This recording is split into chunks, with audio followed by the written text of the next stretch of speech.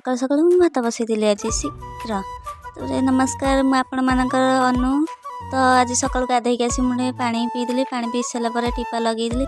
ଟିପା ଲଗେଇ ସାରିଲା ପରେ ମୁଁ ଟିକେ ଲିପଷ୍ଟିକ୍ ଲଗେଇଦେଲି ଟିକେ ଷ୍ଟାଇଲ୍ ମାରିବା ପାଇଁ ଆଉ।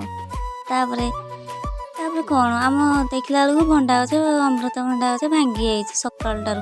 କିଛି ବିନା ପବନରେ ବି କେତେ ଗୁଡ଼ିଏ ଅମୃତଭଣ୍ଡା ଆମର ଦେଖନ୍ତୁ।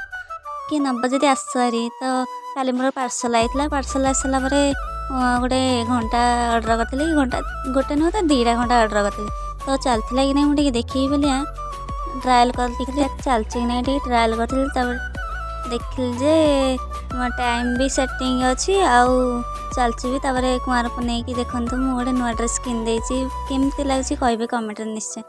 ତ ଯେହେତୁ କୁଆଁର ପୁନେଇ ଆଗକୁ ଆଇଲାଣି ତ ସାର୍ଟ ତ କିଣିବାକୁ ପଡ଼ିବ ନା, ନହେଲେ ନାହିଁ କୁଆଁର ପୁନେଇ କ'ଣ ବା ପିନ୍ଧିବି।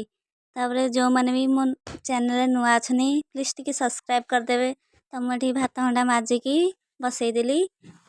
ତାପରେ ମୁଁ ଏଠି ବାଇଗଣରେ ତେଲ ମାରିକି ପୋଡ଼ିଦେବି ଯାଉଛି ବାଇଗଣ ଟିକେ। ବାଇଗଣ ପୋଡ଼ି ସାରିଲା ପରେ ତାପରେ ଭାତ ଖାଇବାକୁ ବସି ପଡ଼ିବୁ। ତାପରେ ଚାଉଳ ପକେଇଦେଲି। ଚାଉଳ ପକେଇ ସାରିଲା ପରେ ବାଇଗଣ ଏଠି ଛଡ଼େଇଦେଲି ଟିକେ। ବାଇଗଣ ଛଡ଼େଇ ସାରିଲା ପରେ ପିଆଜ କାଟିଦେଲି। ପିଆଜ, କଞ୍ଚା ଲଙ୍କା ଆଉ ରସୁଣ କାଟାକାଟି କରିସାରିଲା ପରେ ମୁଁ ଏଠି ପନିପରିବା ଟିକେ କାଟାକାଟି କରିଦେଲି। ଡାଲି ବସେଇବି ବୋଲି ତ ଏତିକିରେ ବିଦାନ, ଟାଟା।